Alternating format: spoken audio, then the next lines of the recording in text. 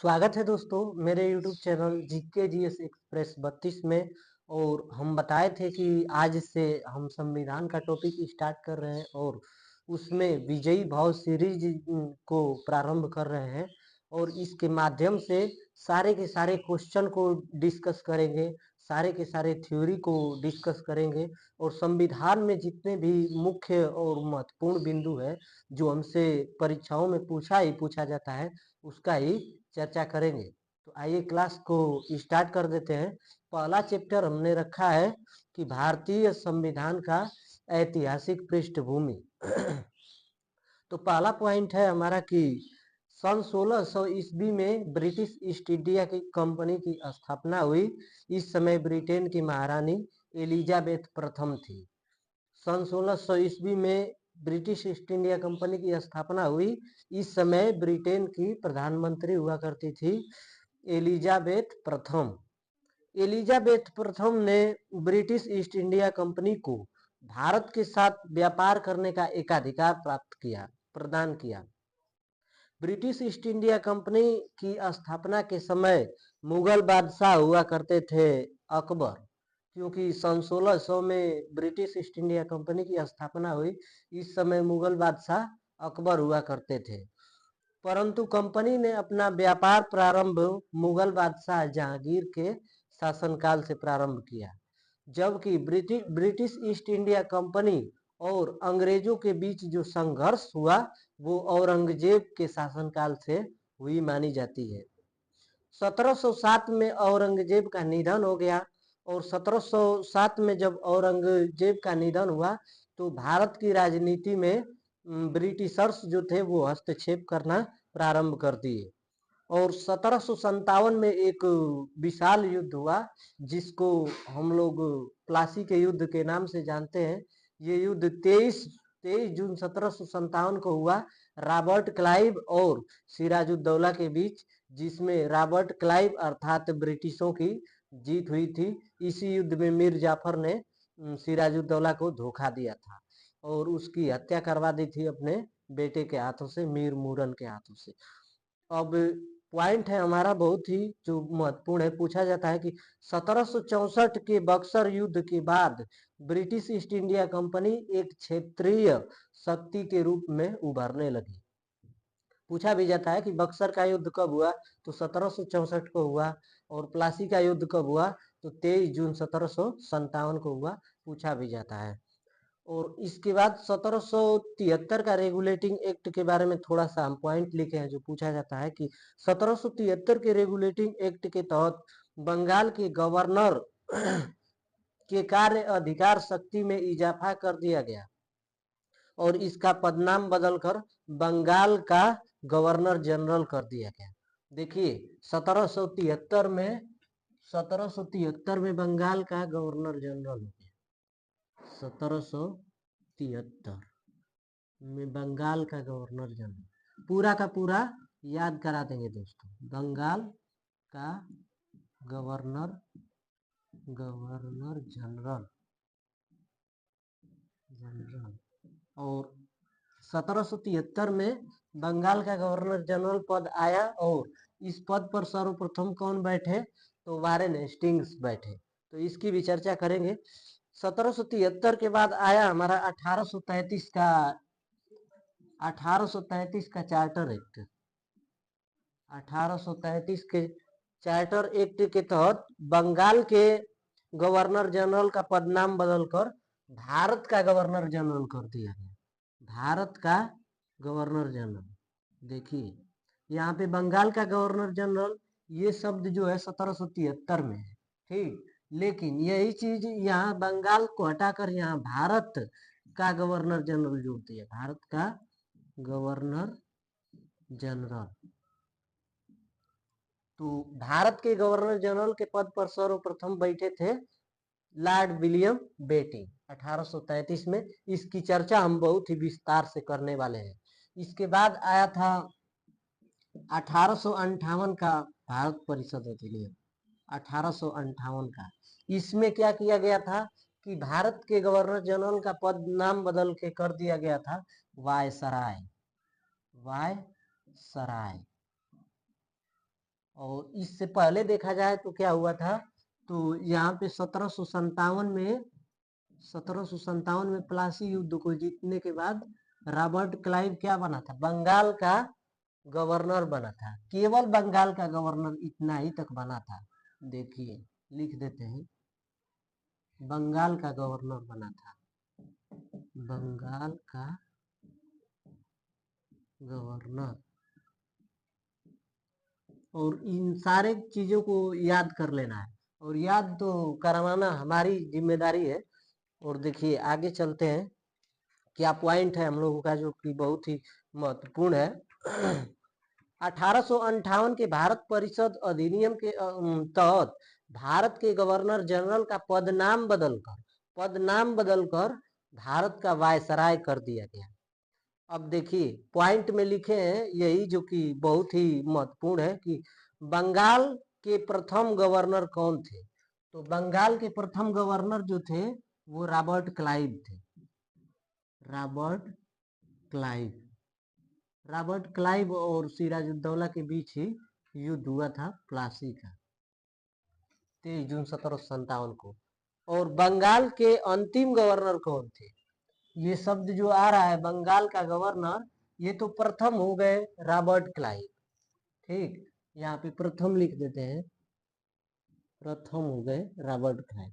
लेकिन अंतिम कौन हुआ, तो देखिए बंगाल का गवर्नर जनरल इसमें प्रथम कौन था, तो प्रथम वारेन हेस्टिंग्स है, वारेन हेस्टिंग्स। और ये जो अंतिम बन रहा है ना, ये प्रथम बनेगा तो यही अंतिम भी रहेगा।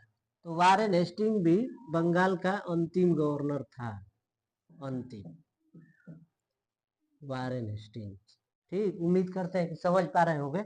अब देखिए 1833 में क्या हुआ था, तो ये बंगाल का गवर्नर जनरल का पद नाम बदल के भारत का गवर्नर जनरल कर दिया गया। और भारत का गवर्नर जनरल सर्वप्रथम किसे बनाया गया, तो लॉर्ड विलियम बेटिंग को, हम बेटिंग लिख देते हैं, बेटिंग को बनाया गया।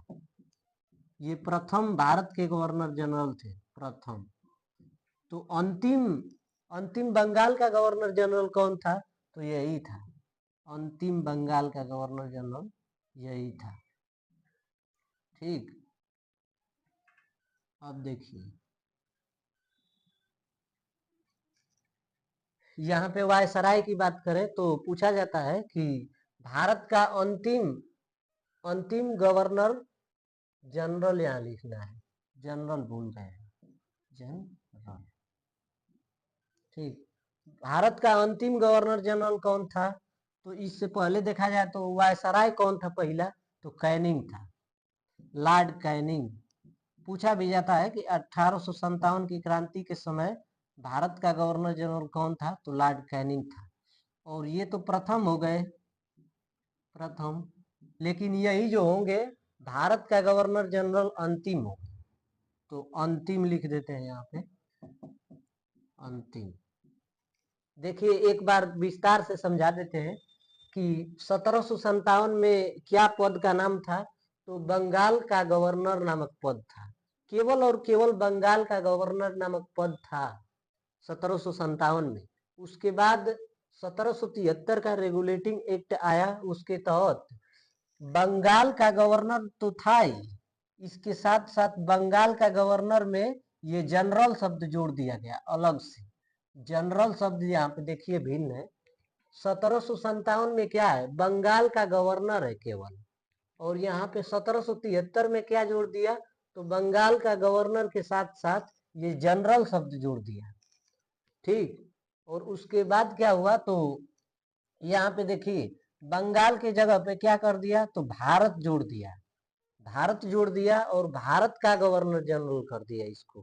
ठीक, जो बंगाल का गवर्नर जनरल 1773 के अनुसार होता था, उसे 1833 के अनुसार भारत का, पूरे भारत का गवर्नर जनरल बना दिया गया। उसके बाद क्या हुआ 1858 में, कि 1858 में हुआ भारत का गवर्नर जनरल का पद नाम बदल के भारत का वायसराय कर दिया गया।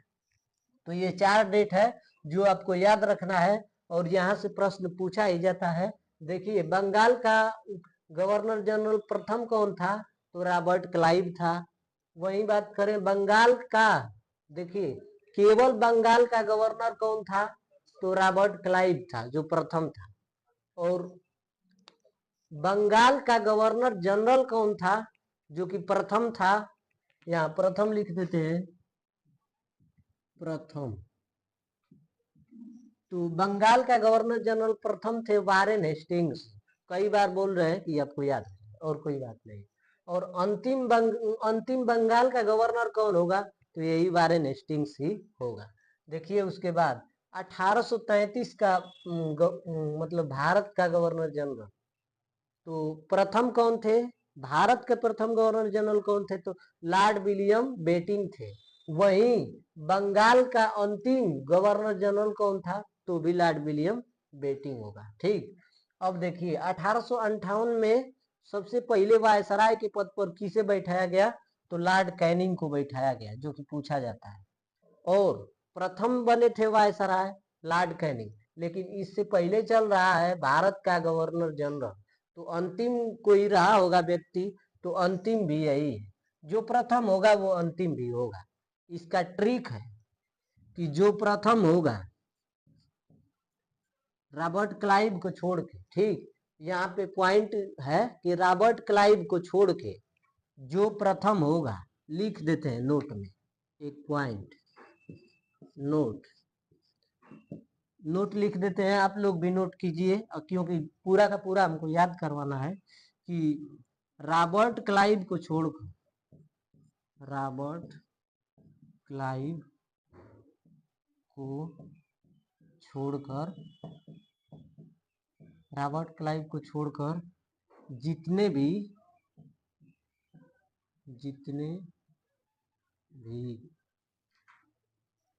भी गवर्नर जनरल हुए, गवर्नर जनरल प्रथम थे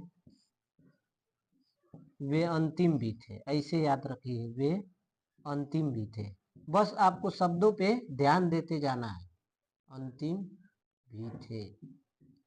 इसका क्या ट्रिक है कि रॉबर्ट क्लाइव को छोड़कर जितने भी गवर्नर जनरल प्रथम थे वे अंतिम भी थे। अब ऐसे देखिए कि बंगाल का प्रथम गवर्नर तो रॉबर्ट क्लाइव हो गया जो प्रथम थे, ये तो हम बता दिए।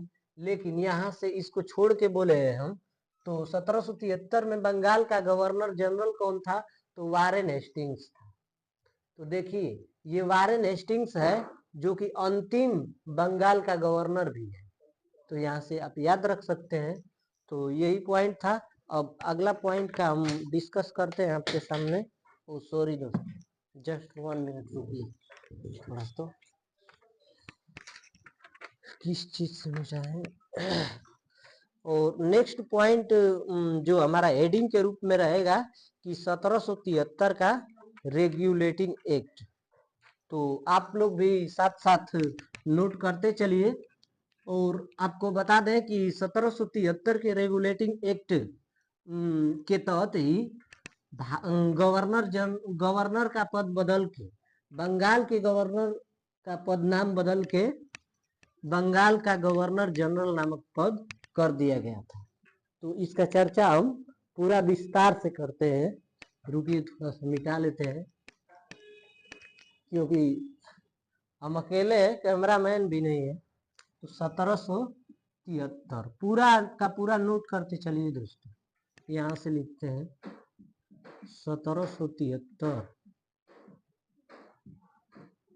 का रेगुलेटिंग एक्ट, रेगुलेटिंग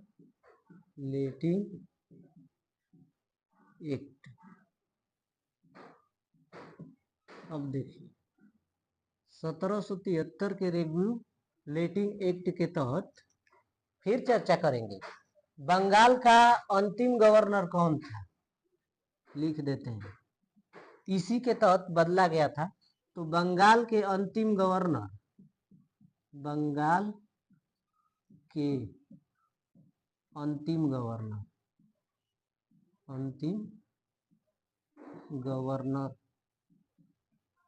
अंतिम गवर्नर जो थे वो वारेन हेस्टिंग्स थे, ठीक है ना। एक लॉर्ड हेस्टिंग्स भी है और एक वारेन हेस्टिंग्स है। तो आप याद रखिएगा कि वारेन हेस्टिंग्स यहाँ है 1773 में। Warren Hastings, Hastings.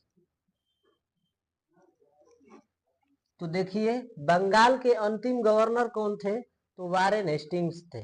लेकिन आपसे अगर यही प्रश्न पूछा जाता कि बंगाल के प्रथम गवर्नर कौन थे, तो वही तो सबसे पहले बना था रॉबर्ट क्लाइव, सिराजुद्दौला को हरा कर। तो अंतिम गवर्नर हो गए और पदनाम बदल के 1773 के तहत किया गया था, बंगाल का गवर्नर जनरल जोड़ दिया गया था। बंगाल का गवर्नर जनरल शब्द कर दिया गया था। देखिए यहाँ पे बंगाल के गवर्नर नामक पद है, ठीक, और यहाँ पे बंगाल के गवर्नर के साथ जनरल भी जोड़ दिया गया। तो प्रथम हुए वारेन हेस्टिंग्स, वारेन हेस्टिंग्स, इसे याद रखिए, ठीक। अब पॉइंट की चर्चा करते हैं जो कि बहुत ही इम्पोर्टेंट है। वही पॉइंट हम डिस्कस करेंगे जो कि एग्जाम के लिए बहुत ही महत्वपूर्ण है हम लोगों के लिए, उसे छोड़ना आपके लिए अच्छा नहीं है। तो देखिए 1773 के रेगुलेटिंग एक्ट पारित होने के समय ब्रिटेन के प्रधानमंत्री लॉर्ड जॉर्ज थे। और ये प्रश्न 68वीं बीपीएससी में पूछा हुआ है कि 1773 के रेगुलेटिंग एक्ट पारित होने के समय मतलब कि ब्रिटेन के प्रधानमंत्री कौन हुआ करते थे, तो लॉर्ड जॉर्ज हुआ करते थे। अब नेक्स्ट पॉइंट है हमारा कि 1773 के तहत, मतलब इस एक्ट के तहत बंगाल प्रेसिडेंसी के अधीन मुंबई और मद्रास को किया गया। रेगुलेटिंग एक्ट 1773 के तहत 1774 में उच्चतम न्यायालय की स्थापना की गई या फिर सुप्रीम कोर्ट की स्थापना की गई, जिसमें मुख्य न्यायाधीश सर एलिजा एम्पे बने और 3 अन्य न्यायाधीश भी बनाए गए, लिमेस्टर, चेम्बर्स और हाइड। लिमेस्टर, चेम्बर्स और हाइड 3 अन्य न्यायाधीश थे, लेकिन इसमें मुख्य न्यायाधीश जो थे सर एलिजा एम्पे थे। अब नेक्स्ट पॉइंट है कि रेगुलेटिंग एक्ट 1773 के तहत बंगाल के गवर्नर के कार्य अधिकार शक्ति में इजाफा किया गया और पदनाम बदलकर बंगाल का गवर्नर जनरल किया गया, जो कि हम बताए। बंगाल के प्रथम गवर्नर जनरल कौन हुए, तो वारेन हेस्टिंग्स हुए। 1773 के रेगुलेटिंग एक्ट को प्रयास और भूल की संज्ञा दी जाती है, जो कि पूछा भी जाता है हम लोगों से कि प्रयास और भूल की संज्ञा किस एक्ट को दिया जाता है, तो 1773 के रेगुलेटिंग एक्ट को दिया जाता है, क्योंकि यह एक्ट एक अस्पष्ट था। अब नेक्स्ट पॉइंट है कि 1773 के रेगुलेटिंग एक्ट की कमियों को दूर करने के लिए 1781 में एक्ट ऑफ सेटलमेंट लाया गया, जिसके तहत सर्वोच्च न्यायालय और बंगाल के गवर्नर जनरल जो कि वारेन हेस्टिंग्स थे, उनके कार्यों को भी परिभाषित किया गया। अब देखिए 1781 का अमेंडमेंट एक्ट या फिर इसे संशोधन अधिनियम भी कहते हैं। तो पॉइंट है कि इसे अमेंडिंग एक्ट या बंदोबस्त कानून भी कहा जाता है। 1781 के अधिनियम के तहत गवर्नर जनरल तथा उसकी काउंसिल को न्यायालय क्षेत्राधिकार से मुक्त कर दिया गया। पॉइंट है हमारा कि इस कानून के द्वारा कलकत्ता के सभी निवासियों को उच्चतम न्यायालय के अधीन कर दिया गया। कलकत्ता के जितने भी निवासी थे वो 1781 के एक्ट ऑफ सेटलमेंट के द्वारा या फिर अमेंडमेंट एक्ट के द्वारा उच्चतम न्यायालय के अधीन कर दिया गया। अब देखिए इसमें पॉइंट है नेक्स्ट की, इस एक्ट में कहा गया कि न्यायालय हिंदुओं के कानूनों के हिसाब से चलाया जाएगा और मुस्लिम के लिए मुस्लिमों के कानून के हिसाब से चलाया जाएगा और इसके मामले को अच्छे से सुप्रीम कोर्ट तय करेगी या फिर जांच करेगी। 1781 के अधिनियम को एडमंड बर्क सिफारिश की समिति पर लाया गया था? ये प्रश्न बहुत ही इंपॉर्टेंट है, किसी न किसी एग्जाम में इसको पूछेगा जरूर कि 1781 के अधिनियम को किसके सिफारिश पर लाया गया था? तो एडमंड बर्क के सिफारिश पर लाया गया था, इसलिए इसे एडमंड बर्क अधिनियम भी कहा जाता है। अब देखिए नेक्स्ट पॉइंट है हमारा कि यह एक्ट 1784 में ब्रिटिश प्रधानमंत्री, अब उसकी बात करते हैं हम कि पिट्स इंडिया एक्ट की चर्चा करते हैं। तो 1784 में कौन थे? तो 1784 के पिट्स इंडिया एक्ट का पारित होने का कारण था कि 1784 में प्रधानमंत्री हुआ करते थे ब्रिटिश जो थे वो विलियम पिट थे, और उन्हीं के नाम पे इस अधिनियम को रखा गया था। ब्रिटिश ईस्ट इंडिया कंपनी की राजनीतिक मामलों की देखरेख हेतु नियंत्रण बोर्ड का गठन किया गया। 1784 के पिट्स इंडिया एक्ट के तहत कंपनी द्वारा जीते गए क्षेत्र को ब्रिटिश आधिपत्य के क्षेत्र का दर्जा दिया गया। अब नेक्स्ट पॉइंट है कि पिट्स इंडिया एक्ट के तहत कंपनी के राजनीतिक एवं वाणिज्यिक कार्यों को पृथक कर दिया गया, इससे पहले पृथक नहीं किया गया था। नोट में पॉइंट लिखे हैं जो कि पूछा जाता है। बोर्ड ऑफ डायरेक्टर जो थी वो कंपनी के व्यापारिक मामलों को देखती थी, वहीं बोर्ड ऑफ कंट्रोलर जो थी वो कंपनी की राजनीतिक मामलों को देखा करती थी। बोर्ड ऑफ डायरेक्टर व्यापारिक मामलों को, देखिए डायरेक्टर लिख देते हैं DIRECTOR। Board of director, board of director हो गया, ये किस मामले को देखता था? तो डायरेक्ट व्यापार करने के लिए चले आते थे, तो व्यापारिक मामलों को, व्यापारिक। और राजनीतिक मामलों को कौन देखता था? राजनीतिक शब्द सही लिखे। राजनीतिक मामलों को कौन देखता था? तो बोर्ड ऑफ कंट्रोलर देखता था, बोर्ड ऑफ कंट्रोलर, CONP, ठीक है, बोर्ड ऑफ कंट्रोलर देखा करता था। तो ऐसे याद कीजिए कि डायरेक्ट कोई अपने घर से निकलता है ना तो सीधे हमारे घर के लिए वो व्यापार करने के लिए चला आता है। तो बोर्ड ऑफ डायरेक्टर जो है वो व्यापारिक कार्यों को देखा करती थी, और वहीं बोर्ड ऑफ कंट्रोलर जो थी या कंट्रोल जो था वो राजनीतिक मामलों को देखता था। देखिए ऐसे याद कीजिए कि कंट्रोल आदमी करता है कौन? जो राजनीतिज्ञ होता है उसमें भीड़ भाड़ होता है। ऐसे याद कीजिए कि राजनीति कोई आदमी जब करता है और भीड़ भाड़ ज्यादा हो जाती है तो उसको क्या किया जाता है? तो कंट्रोल किया जाता है। तो बोर्ड ऑफ कंट्रोलर का जो कार्य था वो राजनीतिक मामलों को देखना था, जबकि बोर्ड ऑफ डायरेक्टर का कार्य था व्यापारिक मामलों को देखना। डायरेक्ट वो क्या किया कि घर से कपड़ा पहना और व्यापार के लिए मेरे घर आ गया, लेकिन बोर्ड ऑफ कंट्रोलर क्या किया?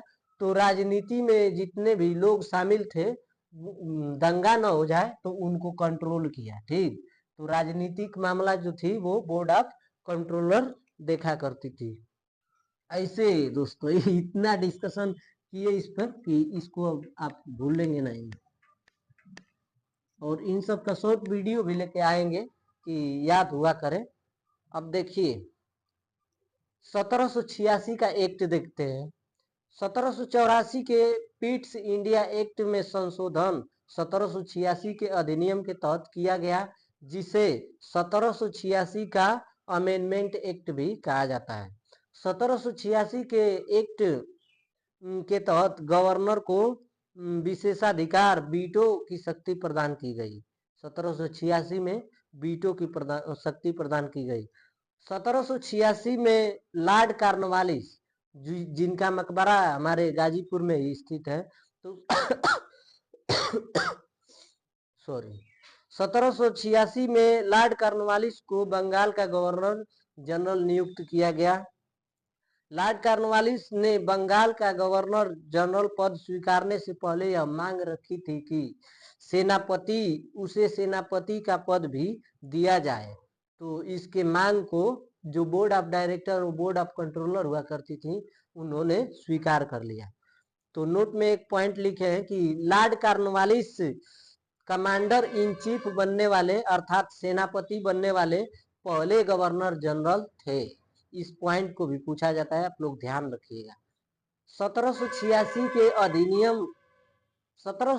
के अधिनियम के तहत विशेष व्यवस्था की गई कि अब गवर्नर जनरल की काउंसिल के निर्णयों को रद्द या लागू किया जा सकता है। एक बार और देखिए अच्छे से, 1786 के अधिनियम के तहत विशेष व्यवस्था की गई कि अब गवर्नर जनरल अपनी काउंसिल के निर्णयों को रद्द या लागू कर सकता है। अब 1793 का चार्टर एक्ट देखते हैं।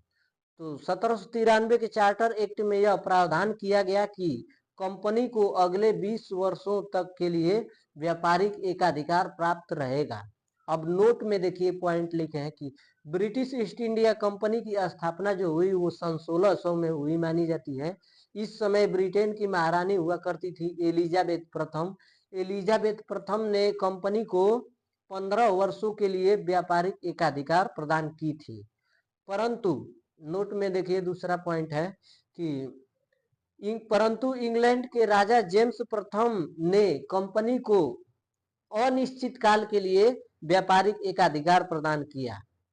अब देखिए क्या है हमारा अगला पॉइंट कि 1793 के तहत कंपनी के अधिकारों और कर्मचारियों को वेतन भारतीय राजस्व से दिया जाएगा। ये प्रावधान किया गया। एक बार और इसे याद कीजिए कि 1793 के तहत कंपनी के अधिकारियों और कर्मचारियों को वेतन भारतीय राजस्व से दिए जाने का प्रावधान किया गया। अब आ जाइए 1813 का चार्टर एक्ट देखते हैं, जो कि हम लोगों से पूछा जाता है। ब्रिटिश ईस्ट इंडिया कंपनी को व्यापारिक एकाधिकार को समाप्त किया गया आंशिक तौर पर। ये चीज पूछा जाता है कि ब्रिटिश ईस्ट इंडिया कंपनी के एकाधिकार को मतलब व्यापारिक एकाधिकार को आंशिक रूप से समाप्त कब किया गया? तो 1813 के चार्टर एक्ट के तहत किया गया। 13 के चार्टर एक्ट के तहत आंशिक रूप से समाप्त किया गया। ऐसे याद कीजिए कि 1813 जैसे कि लिख दिए 1813 और आंशिक रूप से समाप्त किया गया। तो आंशिक रूप से इसको समाप्त किया गया, ऐसे याद कीजिए कि देखिए इसमें 13 शब्द आ रहा है, 13 आ रहा है और यहाँ पे आंशिक शब्द आ रहा है। तो देखिए कोई भी चीज जो होता है 12 या 13 आदमी करता है, 13 करता है, 13, तो उसमें उसका अंश जो होता है उसमें वो भाग लेता है या खाना खाता है या फिर नहीं खाता है, वो बात की बात है। लेकिन 1813 में आंशिक रूप से समाप्त किया गया था कंपनी के व्यापारिक एकाधिकार को। तो 13 ही शब्द है, इसमें किसी का अंश जो होता है मृतक उतरक का वो खाता है भोजन या नहीं खाता है, वो बात की बात रहेगी। लेकिन 1813 में कंपनी के आंशिक मतलब व्यापारिक आंशिक रूप से समाप्त किया गया था। अब नेक्स्ट पॉइंट देखते हैं क्या है हमारा कि नेक्स्ट पॉइंट है, आओ बैठा और सब क्या है, ठीक है ना? चलिए ठीक ही चाहिए। अब देखिए नेक्स्ट पॉइंट है हम लोगों का कि परंतु भारत में चाय और चीन के साथ व्यापार को मतलब कि रद्द नहीं किया गया, परंतु भारत के साथ चाय और चीन के साथ व्यापार का एकाधिकार बना रहा कंपनी का। अब नेक्स्ट पॉइंट है कि 1813 के चार्टर एक्ट के तहत ही कहा गया कि प्रत्येक वर्ष भारतीय शिक्षा पर 1 लाख रुपया खर्च किया जाएगा। ये प्रावधान भी किया गया, जो कि पूछा जाता है कि सबसे पहले 1 लाख रुपया खर्च ब्रिटिश ईस्ट इंडिया कंपनी भारतीय शिक्षा के ऊपर करना चाहती थी, वो किस एक्ट के माध्यम से करना चाहती थी? तो 1813 के चार्टर एक्ट के तहत। अब देखिए नेक्स्ट पॉइंट है 1813 के चार्टर एक्ट के तहत ईसाई मिशनरियों को भारत में ईसाई धर्म प्रचार की खुली छूट दी। अब नेक्स्ट पॉइंट है हमारा कि हेडिंग है कि 1833 का चार्टर एक्ट। 1833 का, चलिए लिखते नहीं है, छोड़िए। 1833 का चार्टर एक्ट, इस एक्ट के तहत ब्रिटिश ईस्ट इंडिया कंपनी के व्यापारिक एकाधिकार को पूर्णतः समाप्त कर दिया गया। पूर्णतः समाप्त कर दिया। 1813 में क्या था, तो 13 में अंश था, तो आंशिक रूप से था, समाप्त किया गया था। लेकिन 1833 जैसे ही आया उसमें पूरी तरह से समाप्त कर दिया गया। नेक्स्ट पॉइंट है हमारा कि कंपनी को प्रशासनिक कंपनी बना दिया गया। 1833 के चार्टर एक्ट के तहत बंगाल के गवर्नर जनरल का पदनाम बदलकर भारत का गवर्नर जनरल कर दिया गया। इस प्रकार भारत के प्रथम गवर्नर जनरल कौन बने, तो लॉर्ड विलियम बेटिंग। 1833 के चार्टर एक्ट के तहत ही दास प्रथा के अंत करने की मतलब की घोषणा की गई थी, परंतु हो नहीं सका। नोट में पॉइंट लिखे हैं कि 1813 के चार्टर एक्ट के तहत व्यापारिक एकाधिकार को आंशिक रूप से समाप्त किया गया था, तो वहीं 1833 के चार्टर एक्ट के तहत कंपनी के व्यापारिक कार्यों को पूरी तरह से समाप्त किया गया था। अब देखिए नेक्स्ट पॉइंट है कि 1833 के चार्टर एक्ट के तहत बंबई तथा मद्रास के गवर्नरों को विधायिक संबंधी शक्तियों से वंचित कर दिया गया। अब नेक्स्ट पॉइंट है कि इस एक्ट के तहत आइकोसेनिक अम्ल को व्यापारिक निकाय के रूप में की जाने वाली गतिविधियों को समाप्त कर दिया गया। अब इसके जगह पर क्या हो रहा था कि आइकोसेनिक अम्ल जो था वो विशुद्ध रूप से प्रशासनिक बन गया था। अब नेक्स्ट पॉइंट है कि 1833 के चार्टर एक्ट के तहत सिविल सेवा परीक्षा की खुली प्रतियोगिता कराने का प्रयास किया गया। प्रयास जो शब्द आ रहा है, इस पॉइंट को ध्यान रखिए कि 1833 के चार्टर एक्ट के तहत सिविल सेवा की परीक्षा की खुली प्रतियोगिता परीक्षा का कराने का प्रयास किया गया, तो बोर्ड ऑफ डायरेक्टर के विरोध के कारण इसे समाप्त कर दिया गया। नेक्स्ट पॉइंट है 1833 के चार्टर एक्ट के तहत दास प्रथा के अंत किए जाने का प्रावधान किया गया, लेकिन हो नहीं सका। 1833 के तहत हो नहीं सका। नोट में पॉइंट लिखे हैं जो कि पूछा जाता है कि वर्ष 1843 में लॉर्ड एलेनबरो ने कानून बनाकर दास प्रथा का अंत भारत से पूर्णतः कर दिया। लॉर्ड एलेनबरो ने दास प्रथा का अंत किया था। अब नेक्स्ट पॉइंट है कि 1833 के चार्टर एक्ट ने सिविल सेवकों के चयन हेतु खुली प्रतियोगिता आयोजन कराने का प्रयास किया था और इसमें कहा गया था कि ब्रिटिश कंपनी में भारतीयों को किसी पद, कार्यालय और रोजगार को हासिल करने से वंचित नहीं किया जाएगा। भारतीय जो हैं उनको रोजगार पाने से या फिर किसी कार्यालय में काम करने से वंचित नहीं किया जाएगा। तो वंचित किया जाता रहा होगा, तो 1833 में अंग्रेजों ने वो अधिनियम पारित किया कि नहीं, वंचित नहीं किया जाएगा। अब नेक्स्ट पॉइंट है हमारा कि परंतु बोर्ड ऑफ डायरेक्टर के विरोध के कारण इस प्रावधान को समाप्त कर दिया गया। बाहर बोर्ड ऑफ डायरेक्टर। अब नेक्स्ट पॉइंट है कि 1833 के चार्टर एक्ट के तहत लॉर्ड मैकाले की अध्यक्षता में 1834 में प्रथम विधि आयोग का गठन हुआ। अब नोट में एक पॉइंट लिखे हैं जो कि पूछा जाता है कि भारत में, और रेलवे में पूछा गया है खासतौर से प्रश्न, कि भारत में अंग्रेजी को शिक्षा का माध्यम कब बनाया गया, तो 1835 में बनाया गया, लॉर्ड मैकाले। 1835 में अंग्रेजी को भारत में शिक्षा का माध्यम बना दिया गया। अब अगला जो हेडिंग है हमारा कि 1853 का चार्टर एक्ट, इस एक्ट के तहत सिविल सेवकों की नियुक्ति हेतु खुली प्रतियोगिता परीक्षा का आयोजन किया गया। अब देखिए इसमें आयोजन कर दिया गया और उसमें 1833 में क्या था, तो आयोजन करने का मतलब कि प्रावधान किया गया था, लेकिन हो नहीं पाया था, लेकिन इसमें पूरी तरह से आयोजन कर दिया गया। इस एक्ट के तहत सिविल सेवकों की नियुक्ति हेतु खुली प्रतियोगिता परीक्षा का आयोजन किया गया। इस प्रकार विशिष्ट सिविल सेवा भारतीय नागरिकों के लिए खोल दी गई। इसके लिए 1854 में मैकाले समिति गठित हुई थी। तो इसको इस पॉइंट को याद रखिएगा, पूछा जाता है 1854 वाला।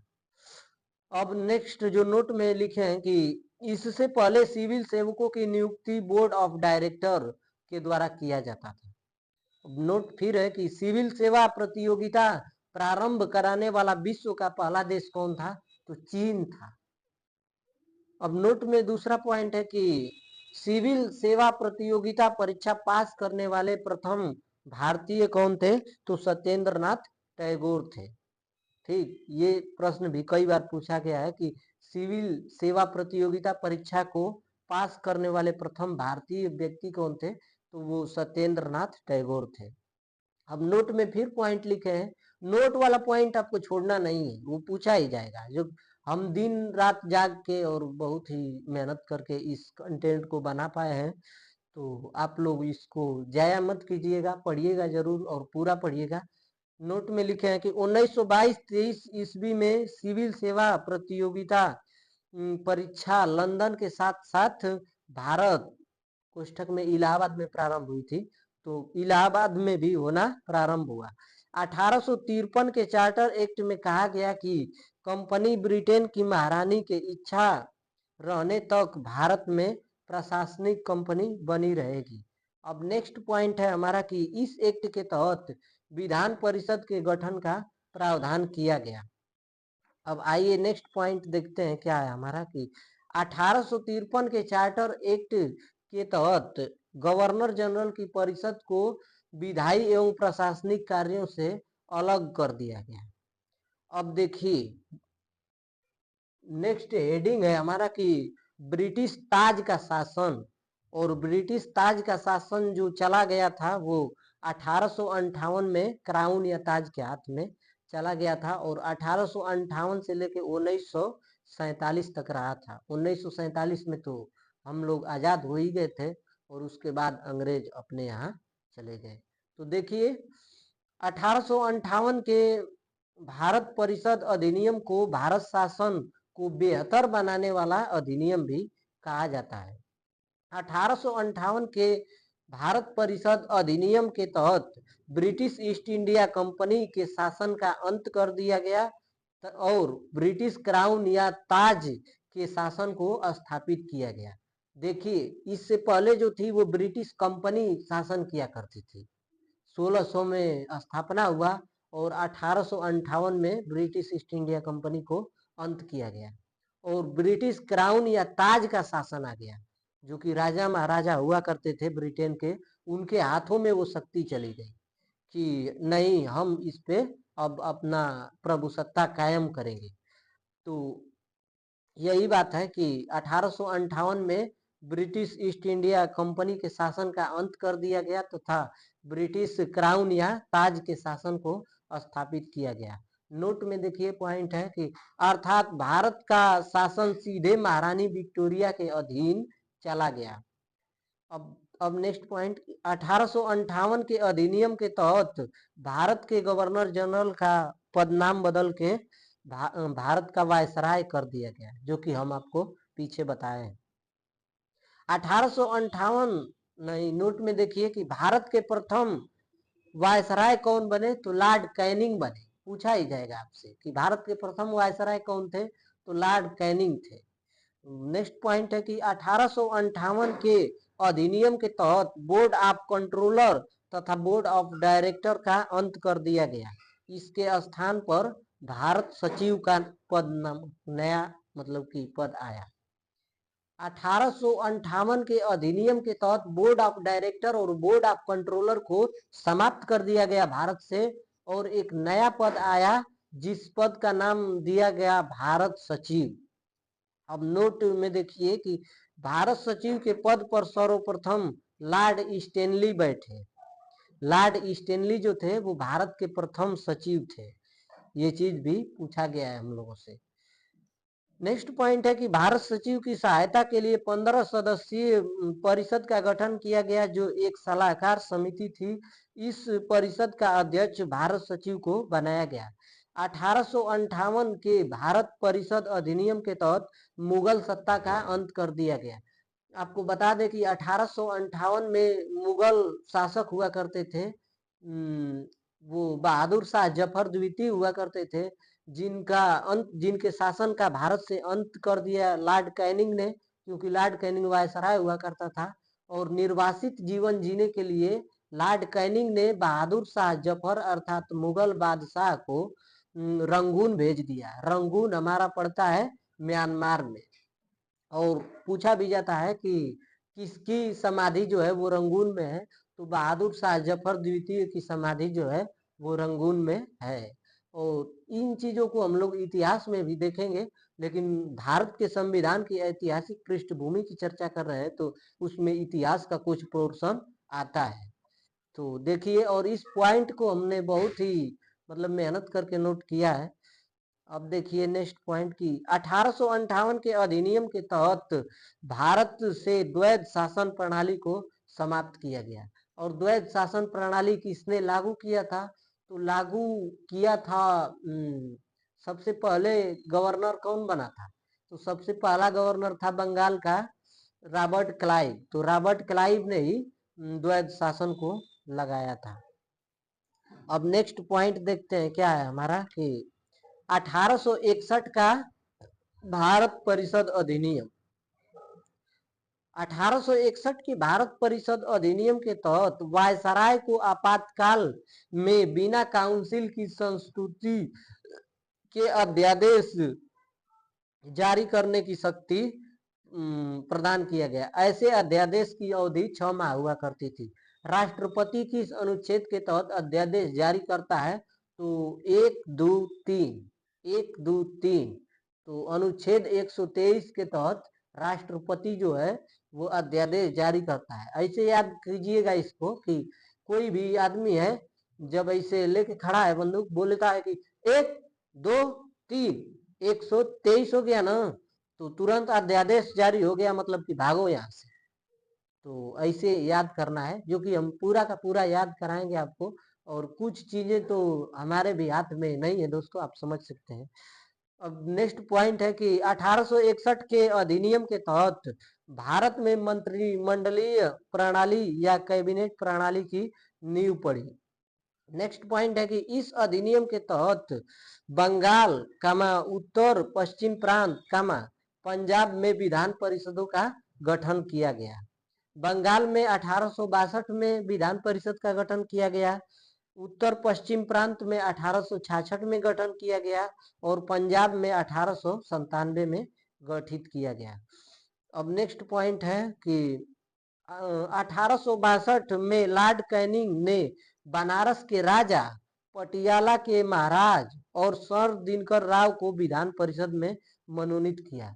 नेक्स्ट पॉइंट की इम्पोर्टेंट है कि इस अधिनियम के तहत लॉर्ड कैनिंग 1859 में प्रारंभ की गई पोर्टफोलियो प्रणाली को भी मान्यता मिली।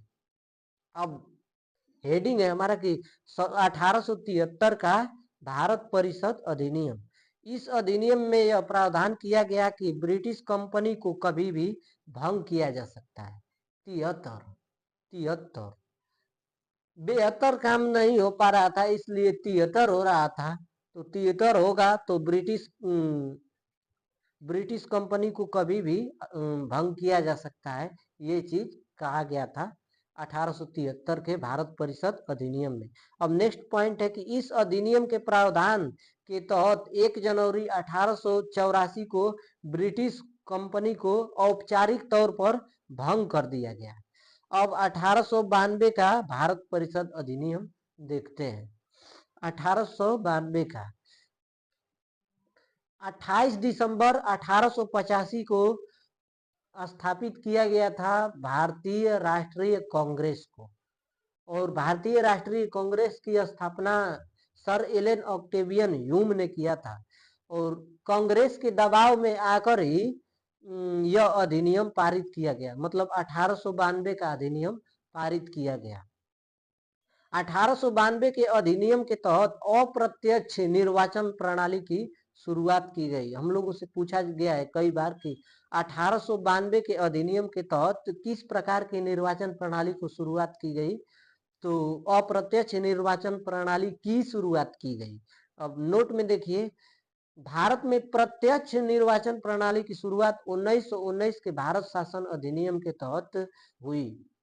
अब देखिए, 1892 के अधिनियम के तहत विधान परिषद के सदस्यों को प्रश्न पूछने का अधिकार दिया गया, लेकिन पूरक प्रश्न पूछने का अधिकार नहीं दिया गया। अब नेक्स्ट पॉइंट है, 1892 के अधिनियम के तहत विधान परिषद के सदस्यों को बजट पर बोलने का अधिकार दिया गया, लेकिन मतदान करने का अधिकार नहीं दिया गया। देखिए, एक चीज याद रखिए, 1892 है हमारा, 1892 का भारत परिषद अधिनियम, तो एक चीज को दिया जा रहा है तो एक चीज को नहीं दिया जा रहा है। जैसे आप यहाँ देखिए कि मतलब कि अप्रत्यक्ष निर्वाचन प्रणाली की शुरुआत की गई 1892 में। तो पॉइंट था हमारा कि 1892 के अधिनियम के तहत विधान परिषद के सदस्यों को प्रश्न पूछने का अधिकार दिया गया, लेकिन पूरक प्रश्न नहीं। पूछने का अधिकार तो दिया गया, लेकिन पूरक प्रश्न पूछने का अधिकार नहीं दिया गया। उसके बाद का पॉइंट क्या था, एक और पॉइंट की 1892 के अधिनियम के तहत सदस्यों को बजट पर बोलने का अधिकार दिया गया, लेकिन मतदान करने का अधिकार नहीं दिया गया। बजट पर बोलने का अधिकार दिया गया, अधिकार बोलने का दिया गया, लेकिन मतदान करने का अधिकार नहीं दिया गया। तो देखिए, दूसरे वाले में हमेशा नहीं नहीं शब्द आ रहा है कि नहीं दिया गया, ये चीज दिया गया लेकिन ये चीज नहीं दिया गया, ये चीज दिया गया लेकिन ये चीज नहीं दिया गया। तो दो बार ये काम कर रहा है, तो 1892 में होगा वो चीज। ऐसे आप जोड़ सकते हैं एक दूसरे पॉइंट को। तो नेक्स्ट पॉइंट देखते हैं कि क्या है। हेडिंग है हमारा कि 1909 का भारत परिषद अधिनियम। लॉर्ड मिंटो भारत के वायसराय तथा लॉर्ड मार्ले इंग्लैंड में भारत के सचिव थे। इन दोनों ने मिलकर इस अधिनियम को बनाया, जिस कारण इसे मार्ले मिंटो अधिनियम कहते हैं। मार्ले मिंटो अधिनियम 1909 के पारित होने के समय ब्रिटिश प्रधानमंत्री एच इक्विथ हुआ करते थे, और ये प्रश्न 68वीं बीपीएससी में पूछा गया है कि मार्ले मिंटो अधिनियम जो कि 1909 में आया, इसके पारित होने के समय ब्रिटेन के प्रधानमंत्री कौन थे, तो एच इक्विथ हुआ करते थे ब्रिटेन के प्रधानमंत्री। नेक्स्ट पॉइंट है कि इस अधिनियम में मुसलमानों को पृथक निर्वाचन का अधिकार दिया गया, और ये मुसलमानों को पृथक निर्वाचन जो 1909 के अधिनियम के तहत दिया गया, ये प्रश्न बहुत ही एग्जामों में पूछा गया है। हमारे तरफ से ये प्रश्न बेहया प्रश्न है, जो कि हर एग्जाम में आ ही जाता है। अब देखिए, नेक्स्ट पॉइंट है कि इस अधिनियम में मुसलमानों को पृथक निर्वाचन करने का अधिकार दिया गया, अर्थात मुसलमानों के लिए अलग चुनाव होते और उस चुनाव का उम्मीदवार और मतदाता दोनों ही मुसलमान होते। अब नोट में एक पॉइंट है हमारा कि लॉर्ड मिंटो को सांप्रदायिक निर्वाचन का जनक कहा जाता है। जो लॉर्ड मिंटो थे, जो कि भारत के वायसराय थे, उनको सांप्रदायिक निर्वाचन का जनक कहा जाता है, अर्थात जातिवाद भेदभाव के निर्वाचन का जनक कहा जाता है। 1909 के अधिनियम के तहत कहा गया कि वायसराय की कार्यकारिणी परिषद में एक भारतीय सदस्य को शामिल किया जाएगा। अब नेक्स्ट पॉइंट क्या है हमारा कि नोट में लिखे हैं कि इसके तहत वायसराय की कार्यकारिणी परिषद में शामिल होने वाले प्रथम भारतीय सर सत्येंद्र प्रसाद सिन्हा हुए। अब देखिए नेक्स्ट पॉइंट की 1909 के मार्ले मिंटो अधिनियम के तहत विधान परिषद के भारतीय सदस्यों को बजट पर मतदान करने का अधिकार दिया गया। 92 के तहत तो नहीं दिया गया था, लेकिन 1909 में दे दिया गया। अब देखिए, इसके साथ ही विधान परिषद में भारतीय सदस्यों को पूरक प्रश्न पूछने का अधिकार भी दे दिया गया। 1892 के तहत क्या हुआ था, तो उसके तहत ये सब नहीं दे दिया जा रहा था, लेकिन 1909 में क्या हुआ, तो ये सब चीजों को लागू कर दिया गया। एक बार और पढ़ देते हैं। इस अधिनियम के तहत, नहीं 1909 पढ़ रहे हैं, 1909 मार्ले मिंटो अधिनियम के तहत विधान परिषद को भारतीय सदस्यों को बजट पर मतदान करने का अधिकार दे दिया गया। इसके साथ साथ विधान परिषद में भारतीय सदस्यों को पूरक प्रश्न भी पूछने का अधिकार दे दिया गया। अब नोट में लिखे हैं पॉइंट जो कि लूसेंट से उठाया है हमने कि 1909 का अधिनियम सबसे कम समय तक लागू रहा, और ये प्रश्न जो था ना, वो आईएएस के प्री एग्जाम में पूछा हुआ था 2006 में, कि 1909 का अधिनियम जो था वो सबसे कम समय तक लागू रहा था।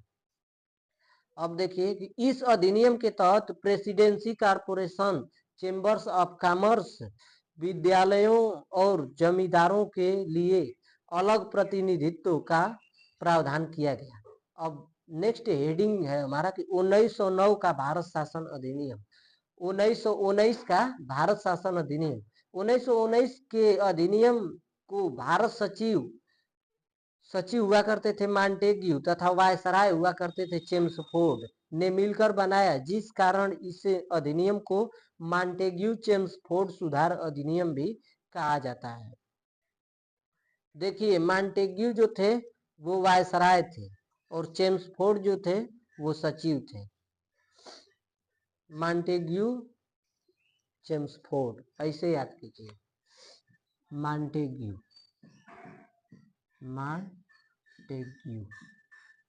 मांटेग्यू चेम्सफोर्ड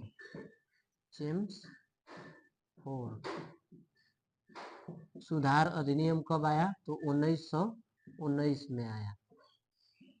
और इसमें वायसराय आपको पहचानने में दिक्कत हो रहा होगा, या फिर सचिव पहचानने में दिक्कत हो रहा था, तो भारत का सचिव लॉर्ड मांटेग्यू। देखिए, मांटेग्यू जो थे वो सचिव थे, ये सचिव, और चेम्सफोर्ड जो थे वो वायसराय थे, वायसराय। वैसे ही चीज को 1909 में भी देखा जाता है कि मार्ले मिंटो था, मार्ले मिंटो। तो मार्ले मिंटो कब आया था, तो 1909 में आया था हमारा। और 1909 में देखिए, ये मार्ले जो पहले आ रहा है वो पहले सचिव होगा, पहले आएगा जो वो सचिव होगा, और बाद वाला जो आएगा वो वायसराय होगा, वायसराय। और ये चीज बार बार पूछा जाता है कि इसमें वायसराय कौन थे या फिर सचिव कौन थे। अब नेक्स्ट पॉइंट की चर्चा करते हैं कि क्या है हमारा। थोड़ा तबीयत सही नहीं है दोस्तों, इसलिए धीरे धीरे चल रहा है, और उड़ा के पढ़ाने से अच्छा है कि समझ के आराम आराम से पढ़ा जाए। तो 1900 अधिनियम 1919 का भारत शासन अधिनियम, इसको मांटेग्यू चेम्सफोर्ड ने मिल के बनाया था, इसलिए मांटेग्यू चेम्सफोर्ड सुधार अधिनियम भी कहा जाता है। अब नोट में देखिए कि 1919 के अधिनियम के पारित होने के समय ब्रिटेन के प्रधानमंत्री लॉर्ड जॉर्ज हुआ करते थे। 1919 के अधिनियम के पारित होने के समय ब्रिटिश प्रधानमंत्री लॉर्ड जॉर्ज हुआ करते थे। ये क्वेश्चन बीपीएससी 2017 में पूछा गया है। अब देखिए, 1919 के अधिनियम के तहत पहली बार प्रत्यक्ष निर्वाचन प्रणाली की शुरुआत की गई। 1919 के अधिनियम के तहत महिलाओं को मतदान करने का अधिकार दिया गया। इस अधिनियम मतलब 1919 के अधिनियम के द्वारा केंद्रीय बजट को राज्य बजट से अलग कर दिया गया। 1919 के अधिनियम के प्रावधानों के तहत सिखों, मुस्लिमों, यूरोपियों एवं आंग्ल भारतीयों के लिए पृथक निर्वाचन का अधिकार दिया गया। केवल मुस्लिमों के लिए पृथक निर्वाचन का अधिकार कब दिया गया, तो 1909 में मार्ले मिंटो सुधार अधिनियम द्वारा। लेकिन सम्मिलित रूप से सिखों, मुस्लिमों, यूरोपियों एवं आंग्ल भारतीयों के लिए पृथक निर्वाचन का अधिकार जो दिया अधिनियम 1919 का भारत शासन अधिनियम ने दिया। और नेक्स्ट पॉइंट है 1919 के अधिनियम के तहत ही केंद्र में द्विसदनीय विधायिका का प्रावधान किया गया। एक राज्य परिषद का गठन किया गया और दूसरा केंद्रीय विधानसभा का गठन किया गया। तो वर्तमान में जो राज्य परिषद है ये हमारा वर्तमान में राज्यसभा है और केंद्रीय विधानसभा जो है ये वर्तमान में आकर लोकसभा बन गई है। तो नेक्स्ट पॉइंट देखते हैं अब क्या है कि 1919 के अधिनियम के तहत प्रांतों में द्वैध शासन लागू किया गया। लेकिन यही चीज देखिएगा 1935 का भारत शासन अधिनियम आएगा तो प्रांतों से समाप्त करके केंद्र में लागू कर दिया जाएगा, तो उसकी चर्चा करेंगे। नोट में पॉइंट लिखे हैं कि प्रांतों में द्वैध शासन के जनक लियोनस कार्टियस को माना जाता है।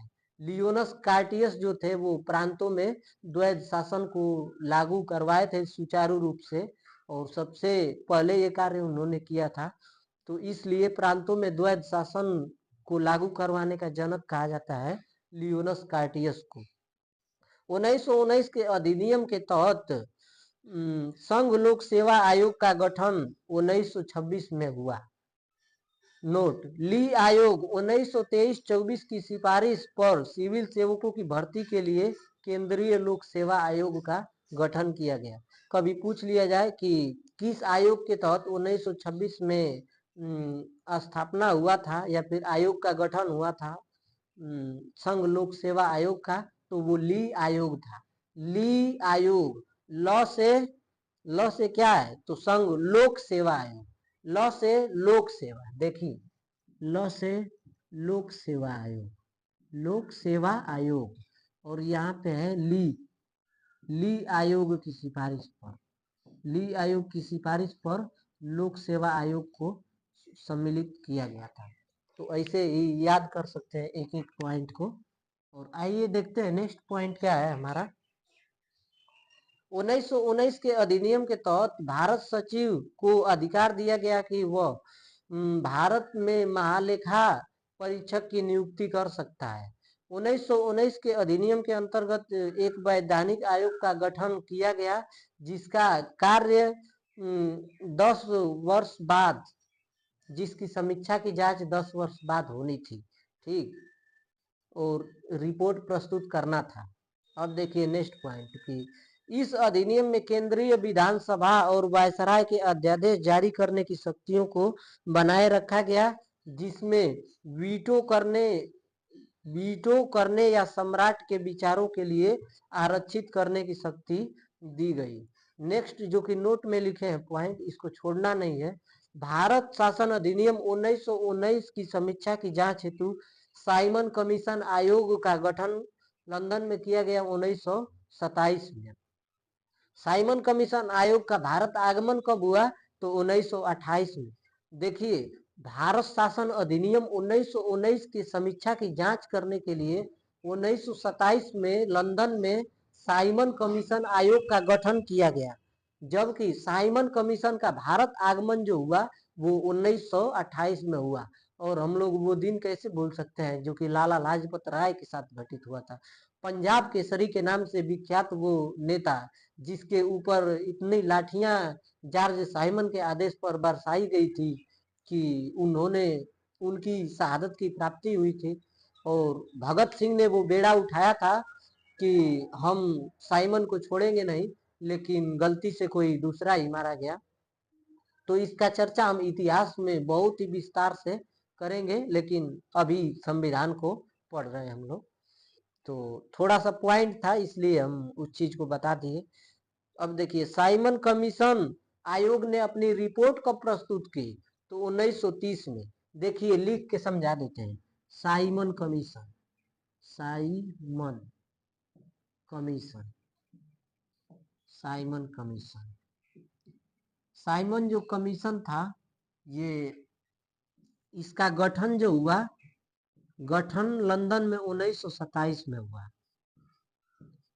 और साइमन कमीशन का भारत आगमन जो हुआ, भारत आगमन 1928 में हुआ, जो कि लाला लाजपत राय कहे थे कि साइमन कमीशन भारत छोड़ो। और उनका एक प्रसिद्ध नारा भी है कि मेरे सिर पर पड़े हुए एक एक लाठियों का प्रहार ब्रिटिश साम्राज्य के ताबूत में कील के समान सिद्ध होगा।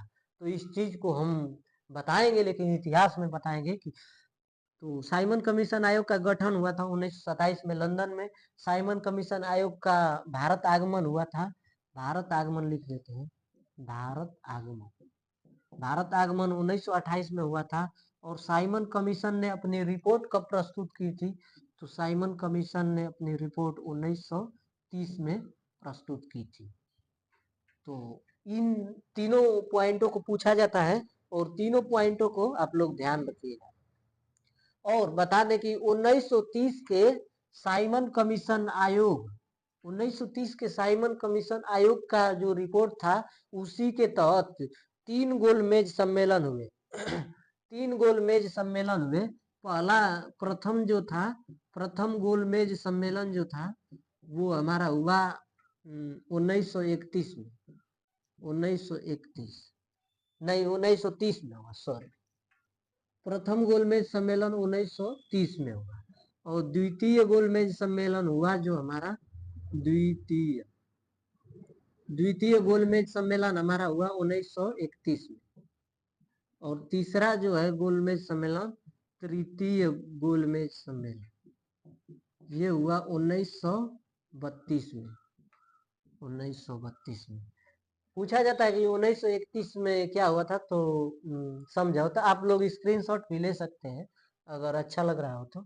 देखिए, प्रथम गोलमेज सम्मेलन जो कि रेमजे मैकडोनाल्ड थे, ब्रिटिश में नेतृत्व कर रहे थे और ब्रिटेन में नेतृत्व कर रहे थे।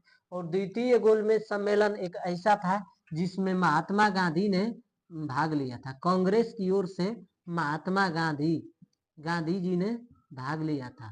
और इन तीनों में कौन भाग लिया था? इसमें भी और इसमें भी कौन भाग लिए थे? तो तीनों गोलमेज सम्मेलनों में भाग लेने वाले व्यक्ति थे हमारे भारत के संविधान के वास्तुकार कहे जाने वाले या संविधान के पिता कहे जाने वाले डॉक्टर भीमराव अंबेडकर, और उनके साथ हुआ करते थे तेज बहादुर सप्रू। तो ऐसे आप याद रख सकते हैं। अब देखिए, नेक्स्ट पॉइंट है कि नोट में है कि इन तीन गोलमेज सम्मेलनों के आधार पर एक रिपोर्ट तैयार किया गया और उस रिपोर्ट को कहा जाता है भारत शासन अधिनियम 1935। 3 गोलमेज सम्मेलनों के आधार पर ही बनाया गया था हमारा 1935 का भारत शासन अधिनियम। तो इसकी चर्चा हम लोग करते हैं। तो इसको मिटा देते हैं। आप लोग स्क्रीनशॉट ले लिए होंगे। हरे राम सॉरी दोस्तों, देखिए 1935 का भारत शासन अधिनियम, इसको पढ़ना हमारे लिए बहुत ही जरूरी है क्योंकि संविधान के अधिकतर अनुच्छेद जो है या फिर प्रावधान जो है भारत शासन अधिनियम 1935 से ही लिए गए। तो हेडिंग है हमारा 1935 का भारत शासन अधिनियम। ब्रिटिश सरकार द्वारा पारित किया गया अब तक का सबसे बड़ा अधिनियम भारत शासन अधिनियम 1935 है। 1935 का भारत शासन अधिनियम जो था एक पूर्ण उत्तरदायी सरकार के गठन में मील के पत्थर के संबंध में सिद्ध हुआ था। देखिए, पढ़ देते हैं क्या हुआ था। 1935 का अधिनियम जो था भारत में पूर्ण उत्तरदायी सरकार के गठन में एक मील पत्थर सिद्ध हुआ था। अब नेक्स्ट पॉइंट है कि 1935 में भारत शासन अधिनियम एक, थक गए हैं दोस्तों, बहुत देर से बोल रहे हैं और गला सूख चुका है, प्यास लगी हुई है, लेकिन फिर भी हमारा ये टारगेट है कि हम संविधान के ऐतिहासिक पृष्ठभूमि को कम से कम इसे तो खत्म कर दें। और देखिए, इसीलिए थोड़ा सा हिचकिचाहट हो रहा है। 1935 का भारत शासन अधिनियम एक लंबा और विस्तृत दस्तावेज था जिसमें 321 अनुच्छेद और 10 अनुसूचियां थी। इससे पहले था कि 1935 का अधिनियम भारत में पूर्ण उत्तरदायी सरकार के गठन में एक मील का पत्थर साबित हुआ। अब नोट में है पॉइंट की 1935 के भारत शासन अधिनियम में क्या था? तो देखिए, कोई भी अधिनियम है 1935 का ही है, 1935 का भारत शासन अधिनियम, भारत शासन अधिनियम आप लोग समझ लीजिएगा, भारत शासन अधिनियम 1935 का। और इसमें देखिए क्या था, 321 अनुच्छेद था। अनुच्छेद कितना था? अनुच्छेद हमारा था 321। और अनुसूची कितनी थी? अनुसूची अनुसूची जो थी वो 10 थी। लेकिन भारत में वर्तमान में कुल अनुसूचियों की संख्या जो है वो 12 है। ठीक, तो देखिए अनुसूची 10 थी, अनुच्छेद 321 थे, लेकिन इसमें प्रस्तावना की बात करें तो प्रस्तावना नहीं था, प्रस्तावना रहित था, मतलब प्रस्तावना इसमें नहीं था 1935 के भारत शासन अधिनियम में। ठीक है, तो अगला पॉइंट चर्चा करते हैं कि क्या है। और ऐसे याद कीजिएगा कि भारत शासन अधिनियम में 1935 में जो अधिनियम था उसमें 321 कुल अनुच्छेद थे, 10 अनुसूचियां थी, लेकिन प्रस्तावना नहीं था। प्रस्तावना को आगे चलकर उद्देशिका नामक एक प्रस्ताव पेश किया था जवाहरलाल नेहरू ने संविधान सभा के समक्ष, और 13 दिसंबर 1946 को संविधान सभा में पंडित जवाहरलाल नेहरू ने उद्देश्य प्रस्ताव रखा, जो आगे चलकर प्रस्तावना के नाम से हमारे संविधान में संकलित किया गया। तो ये था। नेक्स्ट पॉइंट है कि 1935 के भारत शासन अधिनियम के पारित होने के समय ब्रिटिश प्रधानमंत्री स्टेनले ब्लैडबीन हुआ करते थे। 35 ब्लेड जो मिलता है वो 3 रुपए या 5 रुपए का मिलता है आजकल, लेकिन ये ट्रिक थोड़ा सा फेल है। 1935 के भारत शासन अधिनियम के पारित होने के समय ब्रिटेन के प्रधानमंत्री स्टेनले ब्लैडबीन हुआ करते थे, ब्लैडबीन हुआ करते थे। देखिए 3-5 है, 3-5 आदमी नहीं, लोग बोलते हैं ना गांव सब में कि का 3-5 का अर्थ हुआ, 3 और 5 का अर्थ हुआ, तो ब्लैडबीन। तो बीन जो होता है, बीन जो होता है, बिंद जो होते हैं वो 3-5 बहुत ज्यादा करते हैं। ऐसे हम याद किए हैं कि बिंद जो होते हैं या फिर बीन जो होते हैं वो 3-5 ज्यादा करते हैं। तो 1935 में ब्रिटिश प्रधानमंत्री हुआ करते थे ब्लैडबीन, ब्रिटिश पीएम। देखिए 3-5 ज्यादा कौन करता है? तो जो बीन होता है, जो बीन होगा वो ज्यादा क्या करेगा? तो 3 और 5 करेगा, ज्यादा ज्यादा 3-5 करेगा, वो बीन होगा। तो 3-5 मतलब 1935 में ब्रिटिश प्रधानमंत्री ब्लैडबीन थे, ब्लैडबीन लिख देते हैं यहाँ पे, ब्लैडबीन। तो ऐसे आप को रिलेटेड कर सकते हैं। अब देखिए नेक्स्ट पॉइंट क्या है हमारा। नेक्स्ट जो पॉइंट है हमारा कि भारत शासन अधिनियम 1935 से भारतीय संविधान का सबसे बड़ा स्रोत है। भारत शासन अधिनियम 1935 भारतीय संविधान का सबसे बड़ा स्रोत है, क्योंकि 250 से अधिक अनुच्छेद यहीं से लिया गया है। अब नेक्स्ट पॉइंट जो देखते हैं, इस अधिनियम में कहा गया कि देशी रियासत और ब्रिटिश प्रांत को मिलाकर संघ का निर्माण किया जाएगा, लेकिन भारतीय संघ अस्तित्व में नहीं आ सका क्योंकि देशी रियासतों ने इसमें शामिल होने से इनकार कर दिया। 1935 के अधिनियम में कहा गया कि प्रांतों में विधानसभा के चुनाव करवाए जाएंगे। नोट में पॉइंट देखिए, इसी को ध्यान में रखते हुए 1937 में प्रांतों में सर्वप्रथम विधानसभा का चुनाव हुआ। इस अधिनियम के तहत प्रांतों में द्विसदनीय विधायिका का प्रावधान किया गया। अब नोट में देखिए, 11 प्रांतों में से 6 प्रांतों में द्विसदनीय विधायिका व्यवस्था प्रारंभ हुई। देखिए 6, आज देखा जाए तो कितने हम लोगों के राज्यों में ऐसा प्रावधान है कि विधान परिषद है। तो विधान परिषद है हमारे 6 राज्यों में, विधान परिषद लिख देते हैं, विधान परिषद। विधान परिषद वाले 6 राज्य, क्योंकि इनमें पूछा जाता है कि कौन सा ऐसा राज्य है जिसमें विधान परिषद नहीं है। तो ऐसे याद कीजिए कि हम जो ट्रिक बनाए हैं कि यूपी लिख देते हैं पूरा, TRICK, यूपी, बिहार, अंधा। यूपी बिहार तो अंधे है, इसको क्या दिखाई दे रहा है? यूपी बिहार अंधा। देखिए ये चीज हम खुद बनाए हैं ये ट्रिक, इसलिए हमको ये चीज नहीं भूलता है। देखिए यूपी बिहार अंधा, महकना तेल। ठीक, तो यूपी से उत्तर प्रदेश हो गया हमारा, और बिहार से बिहार राज्य हो गया हमारा, अंधा से आंध्र प्रदेश राज्य हो गया हमारा, और म से महाराष्ट्र राज्य हो गया, महाराष्ट्र, और कना से कर्नाटक हो गया हमारा, और तेल से तेलंगाना हो गया। तेलंगाना जो कि 2 जून 2014 को स्थापित हुआ था और बनने वाला नवीनतम राज्य है हमारा। ठीक, तो विधान परिषद भारत के 6 राज्यों में है, और इसको याद करने का ट्रिक क्या है? तो यूपी बिहार अंधा, महकना तेल। ठीक, यूपी बिहार जो है वो महकते रहते हैं और तेल लगाते हैं महकौआ। ठीक, तो ऐसे याद कीजिए कि यूपी बिहार अंधा और महकना तेल लगाते हैं। ठीक, ऐसे उधर याद कर सकते हैं।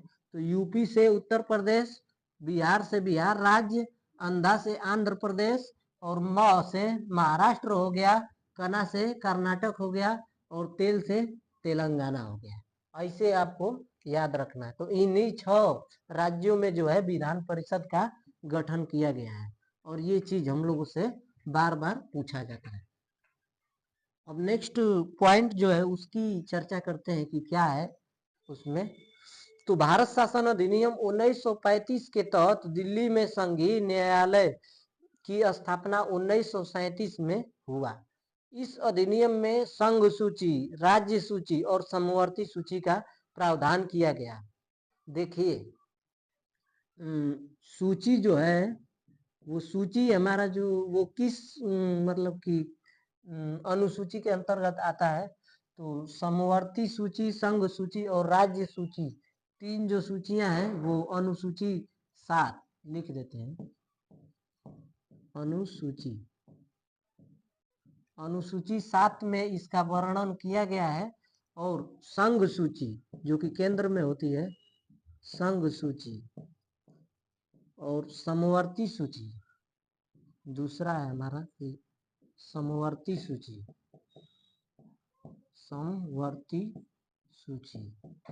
और तीसरा जो है हमारा पॉइंट कि वो है संघ सूची, समवर्ती सूची और राज्य सूची।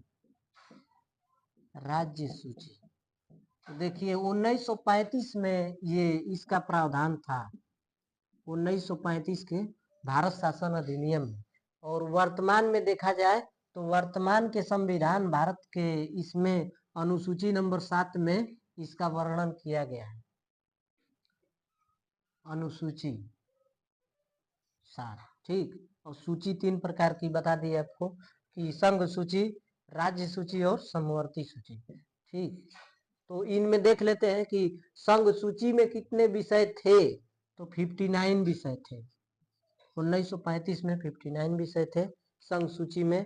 और राज्य सूची में कितने विषय थे? तो राज्य सूची में 54 विषय थे। राज्य सूची में 54 विषय थे। और समवर्ती सूची में कितने विषय थे? तो ये 36 है। देखिए ऐसे आप याद रख सकते हैं कि ये सम शब्द आ रहा है, समवर्ती में ये सम शब्द आ रहा है, और समवर्ती में जब सम शब्द आ रहा है यानी कि दोनों चीज समान होना चाहिए, तो दोनों चीज 6 × 6 का गुणा कर दिए तो 36 आ गया हमारा। तो 36 था। समवर्ती सूची में 1935 में कितना विषय था? तो 36 था। ऐसे आप याद कर सकते हैं। और राज्य जो है वो 54 में है। ठीक, क्योंकि राष्ट्रपति का उल्लेख 52 में है हमारा, और अनुच्छेद 52 में है। वो तो अनुच्छेद है, लेकिन यहाँ पे सूची का विषय दिया गया है। तो र से राष्ट्रपति, र से राज्य सूची ऐसे याद कर सकते हैं। और संघ सूची है जो कि 59 में है, ऐसे आप याद कर सकते हैं। तो यही था, और आगे का पॉइंट डिस्कस करते हैं कि क्या है हमारा। अगला पॉइंट है कि भारत शासन अधिनियम 1935 के तहत प्रांतों में द्वैध शासन को समाप्त कर दिया गया और केंद्र में द्वैध शासन को लागू किया गया, जो कि हम बताए थे आपको कि 1919 के तहत प्रांतों में द्वैध शासन को लगाया गया, लेकिन 1935 के भारत शासन अधिनियम के तहत वो केंद्र में द्वैध शासन को लागू कर दिया गया। अब नोट में एक पॉइंट है कि 1937 में द्वैध शासन प्रणाली की शुरुआत हुई और 1939 में इसे समाप्त कर दिया गया। 1935 के इस अधिनियम में अवशिष्ट विधायी शक्ति वायसराय को दी गई थी, वायसराय के हाथ में ही होगी। और देखिए पॉइंट है 1935 के अधिनियम के तहत बर्मा को अलग कर दिया गया। अब आप लोगों से एक प्रश्न रहेगा जो कि कमेंट बॉक्स में दीजिएगा आप लोग कि बर्मा को भारत से अलग तो 1935 के अधिनियम के तहत किया गया, लेकिन बर्मा को कब अलग कर दिया गया, भारत से कब अलग कर दिया? तो आप लोग इसका आंसर कमेंट बॉक्स में कीजिएगा, हमें भी पता चले कि आप लोग कितने लोग देखते हैं या फिर सपोर्ट करते हैं हमको। तो हम आप ही लोगों के सपोर्ट से चल पा रहे हैं दोस्तों। और कुछ नहीं होगा ना दोस्तों, तो ये तो होगा ही कि आप धीरे धीरे तो बहुत सारी चीजों को सीख पाए होंगे। भले ही हमें लोग बहुत लोग नहीं जानते हैं, लेकिन कुछ लोग ही जानते हैं, तो वो चीज सिखाना है हमको और खुद भी सीखना है। ऐसा नहीं है कि कोई अहंकार है हमारे मन में, तो ऐसा कोई अहंकार नहीं है, ठीक है। तो नेक्स्ट पॉइंट देखते हैं क्या है। नेक्स्ट पॉइंट है कि 1935 हो गया है, तो बर्मा वाला आप लोगों को बताना है। 1935 के अधिनियम के तहत 1858 में स्थापित भारत परिषद को समाप्त कर दिया गया। 1935 के अधिनियम के तहत सांप्रदायिक निर्वाचन पद्धति का विस्तार किया गया, जैसे दलित जातियों, महिलाओं और मजदूर वर्ग तक किया गया। भारत शासन अधिनियम 1935 के तहत देश की मुद्रा और साख नियंत्रण हेतु स्थापना किया गया। किसका? 1935 में, तो भारतीय रिजर्व बैंक, जिसे आरबीआई कहते हैं। आरबीआई का मुख्यालय मुंबई में है। नेक्स्ट पॉइंट है कि भारत शासन अधिनियम 1935 को पंडित जवाहरलाल नेहरू ने अनेकों ब्रेक वाला किंतु इंजन रहित बताया। इसके अलावा पंडित जवाहरलाल नेहरू ने भारत शासन अधिनियम 1935 को कहा कि इसे गुलामी या दासता का अधिकार पत्र कहा उन्होंने। दो चीजें थी जो 1935 के भारत शासन अधिनियम को जवाहरलाल नेहरू कहे।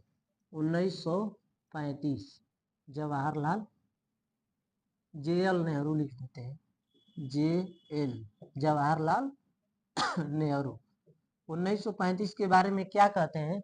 तो पहला बात कहते हैं कि ऐसा इंजन है, देखिए क्या कहें कि ऐसा ट्रेन है, मतलब ऐसा रेल है जो इंजन रहित है और उसमें अनेक ब्रेक लगे हुए हैं, अनेक ब्रेक लगे हुए हैं। और उसके अलावा दूसरा बात क्या कहे, तो दूसरा बात उन्होंने ये कहा कि दूसरा बात कहे थे गुलामी या दासता का अधिकार पत्र, क्योंकि ये अब तक का सबसे बड़ा जो था, सबसे बड़ा अधिनियम था ब्रिटिशों के द्वारा। और हम आपको बता दें कि 1939 में अगर द्वितीय विश्व युद्ध की शुरुआत नहीं हुई होती, तो आज हमारा देश गुलामी की जंजीरों में जकड़ा ही होता। क्योंकि 1939 में द्वितीय विश्व युद्ध के शुरुआत के कारण ब्रिटेन के ऊपर बहुत सारे वैश्विक दबाव पड़े। इसके कारण से वो इस दबाव को झेल नहीं पा रहा था, तब न क्लीमेंटेटली घोषणा किया। नहीं तो, और हम भारतीयों का बहुत ही बड़ा योगदान है आजादी के लिए। आजादी हमें भीख में नहीं मिली है, अंग्रेजों ने हमें आजादी कोई भी भीख में नहीं दिया है, हमने आजादी अपने दम पे लिया है। बाबा साहब भीमराव अंबेडकर ने इस देश का संविधान बनाया, क्योंकि संविधान अगर नहीं बन पाता तो हम लोग आजाद भी नहीं हो पाते। और देखिए, संविधान सभा के संचालन समिति के अध्यक्ष हुआ करते थे डॉक्टर राजेंद्र प्रसाद। तो कहीं ना कहीं संविधान सभा, पूरी की पूरी संविधान सभा का योगदान है भारत के संविधान के निर्माण होने में। लेकिन मुख्यतः देखा जाए तो भारत के संविधान का वास्तुकार कहा जाता है डॉक्टर भीमराव अंबेडकर को।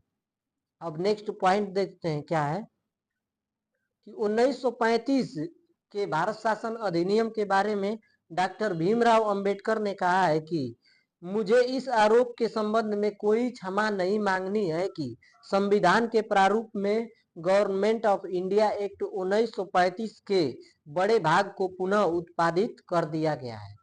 मतलब बाबा साहब भीमराव अंबेडकर कह रहे हैं कि हमने 1935 के भारत शासन अधिनियम से सबसे बड़ा हिस्सा लिया हुआ है।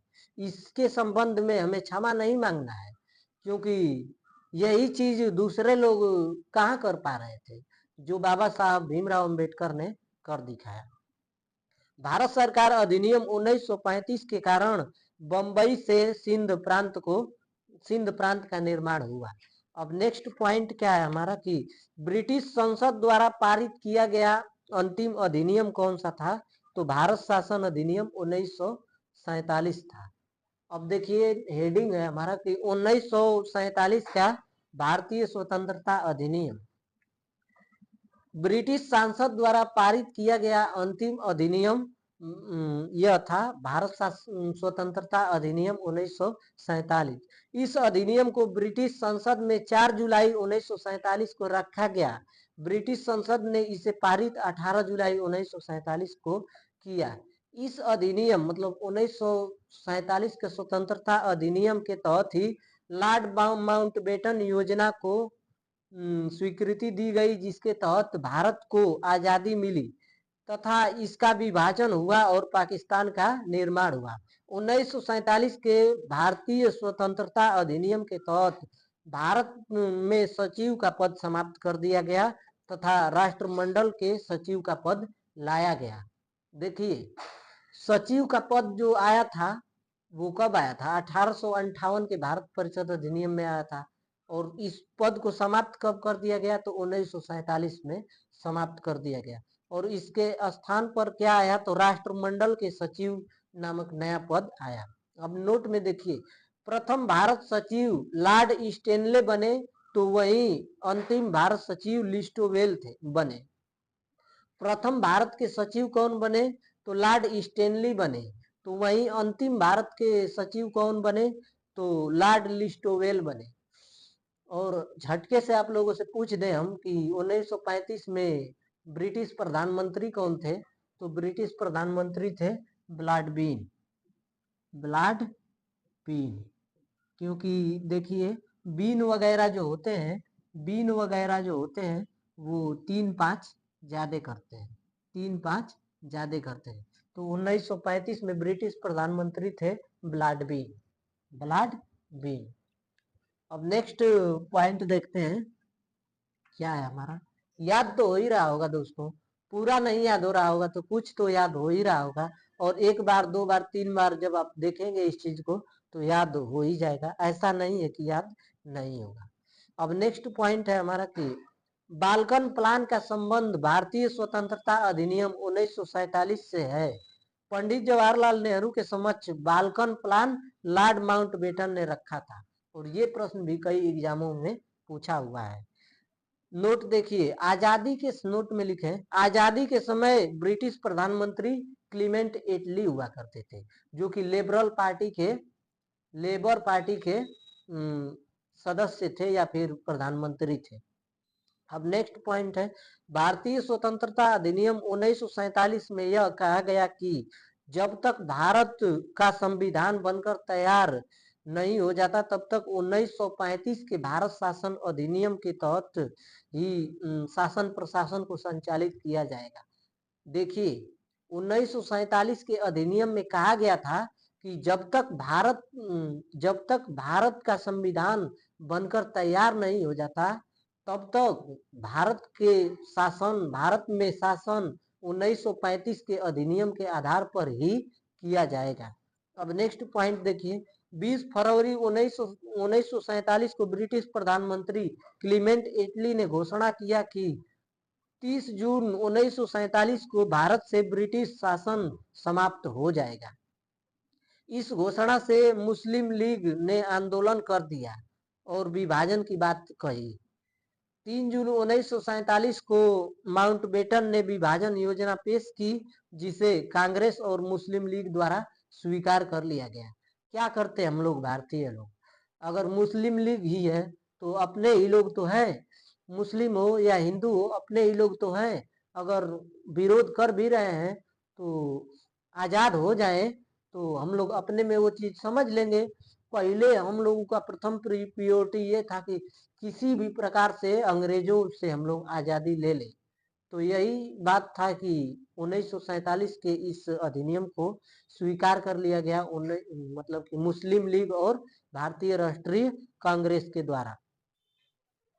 अब देखिए, असम के सिलहट जिले ने भारतीय स्वतंत्रता अधिनियम 1947 के प्रवृत्त होने के पूर्व जनमत संग्रह में पाकिस्तान के पक्ष में मतदान किया था। और आपको बता दें कि ये सिलहट असम का जो क्षेत्र है ये तो पाकिस्तान में मतदान किया था अपना, लेकिन जनमत संग्रह के आधार पर गुजरात का जूनागढ़ जो था वो भारत में मतदान किया था। लेकिन ये आगे की बात है। लेकिन इससे पहले एक चीज इम्पोर्टेंट था जो नोट में लिखे थे कि असम के सिलहट जिले ने भारतीय स्वतंत्रता अधिनियम 1947 के प्रवृत्त होने के पूर्व जनमत संग्रह में पाकिस्तान के पक्ष में मत किया। तो यही था दोस्तों आज का भारत के संविधान का ऐतिहासिक पृष्ठभूमि। तो उम्मीद करते हैं कि कुछ आप समझ पाए होंगे, कुछ नहीं समझ पाए होंगे तो आप इसको रिवाइज कीजिएगा, और आपको अच्छा लगे तो आप चैनल को सब्सक्राइब भी कर सकते हैं, अपने दोस्तों को बता सकते हैं। और अच्छा नहीं लगे तो आप डिसलाइक कीजिए और हमारी कमियों को बताइए। हमारे अंदर जो कमी होगी हम उसको दूर करने का प्रयास कर लेंगे। तो